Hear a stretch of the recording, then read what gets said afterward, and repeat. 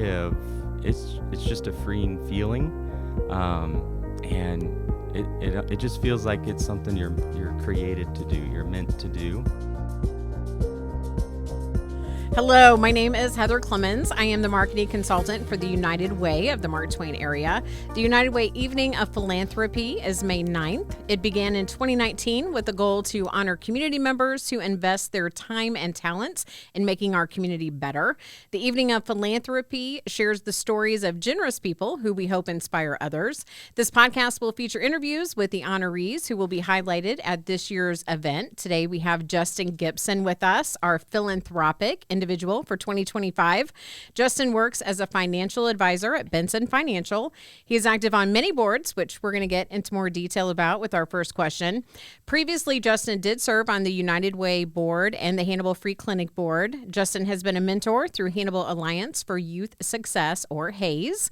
He had been meeting each week with the student he mentored from the time they were in elementary school through high school. So we are going to discuss a few more of the organizations that you're involved in. So you ready to get to the first question? I am. Okay. So can you tell me a little bit about what agencies and organizations you're currently serving with or a part of?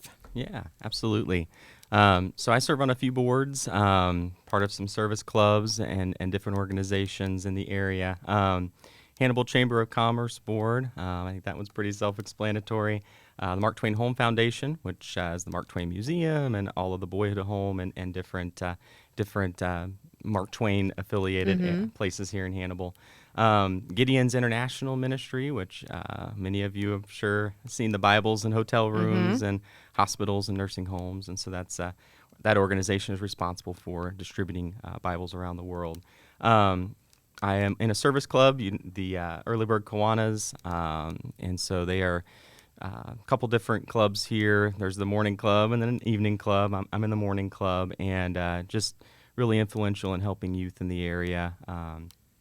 I am on the advisory committee for the Hannibal Career and Technical Center here in Hannibal. I serve on the Child Advocacy Center board, which is very influential with children in the community that have gone through all kinds of abuse. And man, that one pulls at your heartstrings. I help lead a watchdog program at Veterans Elementary, where my daughters go. And so pretty cool program. Dads and father figures can come into the school and sign up for a couple days here and there where they're patrolling the halls, checking doors, and just helping out at recess, lunches, and in classrooms as well. So it's pretty cool. And then a big one that my wife and I are involved with is the F&C Academy. It's a school in Uganda, Africa, and we've got involved with that. I've been there a couple times and have built some really cool relationships with the kids there. That one's pretty close to our hearts. Of course, our church, we're involved with our church as well, and a lot of different areas there, and summer camps and different things. So, I think that's about it. Okay, well, that's a good, well-rounded, definitely groups of organizations and agencies there. So community involvement means different things to different people. What does community involvement mean to you? Yeah, so my wife and I, we are lifelong residents of the Hannibal area. Both grew up here.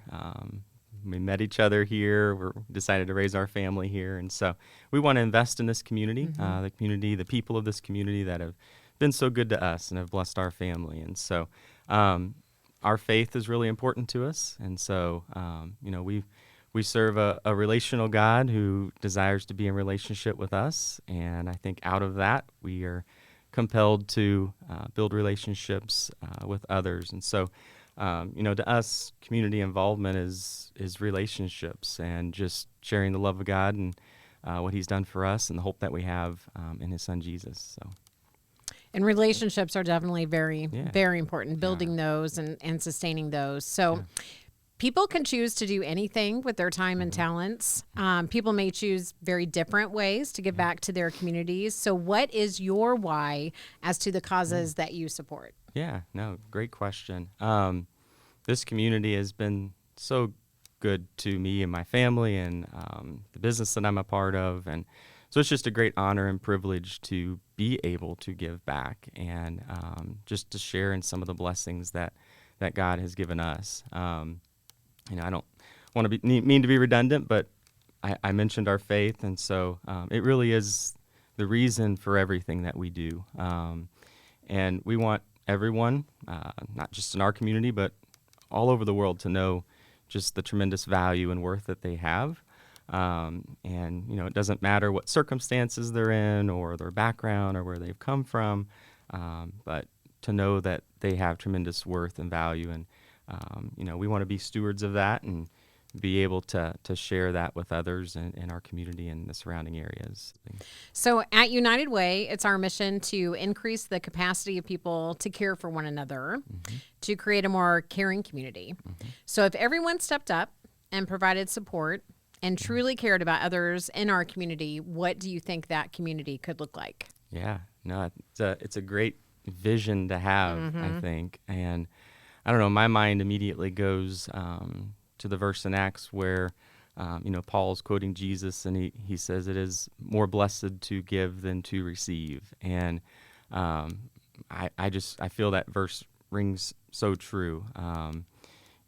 We oftentimes, when we're on, I put myself in the position of being on the receiving end or the giving end, and there's definitely both. You got to have people that can receive and people that can give. But man, when you give, it's just a freeing feeling, and it just feels like it's something you're created to do, you're meant to do.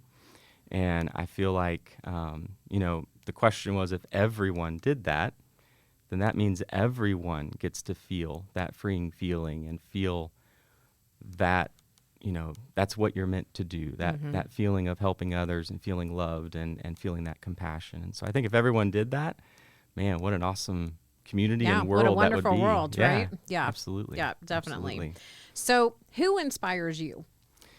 Yeah, so, I mean, I could go a lot of different places with that question. I think the easy answer for me as a Christian is Christ. I'm a follower of Jesus, and so everything I do, I want to honor and glorify Him and further His kingdom.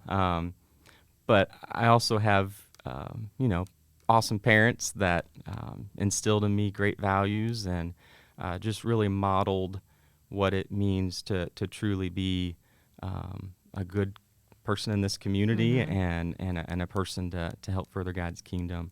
I also think, my wife, my kids, they inspire me to be a better husband, a better father, a better person, and just to model for them as well. So I think it's all encompassing. It's a lot of different things that inspire. So. Well, talking about your kids, difference makers are always needed in our communities. Yeah.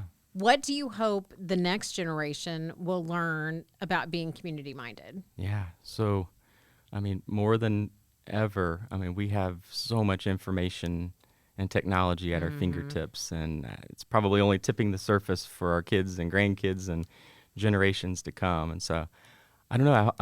I hope that is used for good, and there's so much untapped potential there to have generosity in the community and help people to get more involved because of all the information at their fingertips. And so, I think just staying focused on what's important and don't get distracted by all the things that you can get distracted in today's society, and really focus on relationships and people. Yeah. Yep. Well, thank you so much for the way that you give back to your community. And thank you so much for taking the time for the podcast today. Thank you. Thank you. Appreciate it.